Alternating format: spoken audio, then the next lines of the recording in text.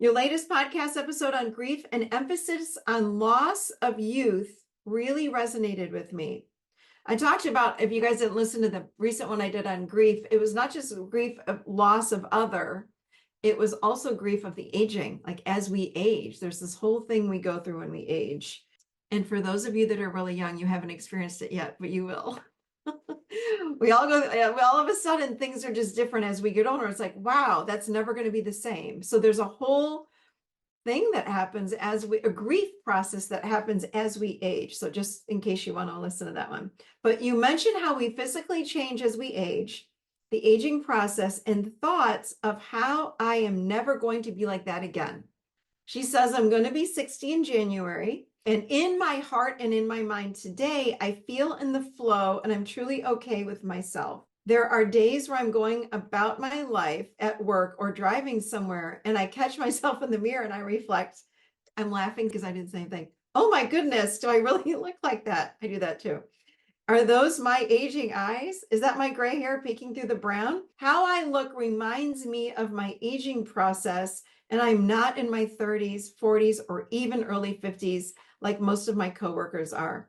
When I catch myself in those thoughts and feelings, what tips and tools and techniques do you recommend to feel my emotions, lift my soul, give myself grace, and feel gratitude for where I am in the flow of my life? Okay, so I'm just going to say this. You said lift my soul.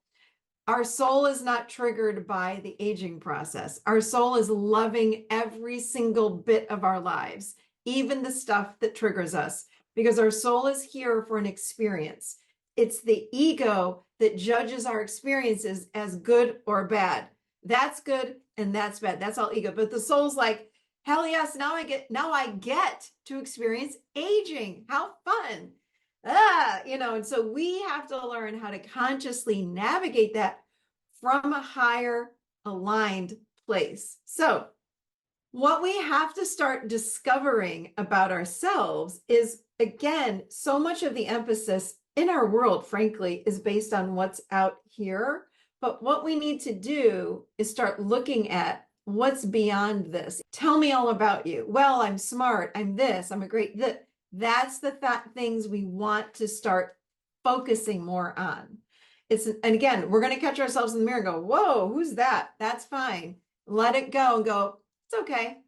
It's just, I'm in my human suit over here. It's okay. That human suit might be aging, but man, our souls are magnificent. They don't age. There's no aging happening there. This is a temporary costume that we're wearing in this lifetime, and we let it go, and then we carry on. So start focusing on things like, I'm funny, I'm a teacher, I love animals, I love my job, I really enjoy my cat, like whatever it might be. I love cooking, I'm great at fill in the blank. We want to start looking deeper and beyond what's on the outside and go there. And what I find is, I remember doing this with clients for years, they were uncomfortable. You want me to say that about myself? I'm like, yes, it's who you are. It's just part of who we are. And we're all unique. Not everybody's funny. Not everybody is a great chef. Not everybody's great at gardening. Not everybody loves. So we're all unique. We've got to love who we are. And that, as we age, that goes deeper. We go deeper into self. So we start looking internally. The reason we like other people is not because of what they look like. Looks might get you in the door. Have you ever met somebody and they might be really a lovely person on the outside, lovely looking, and you meet them, you're like, ugh, I don't like them.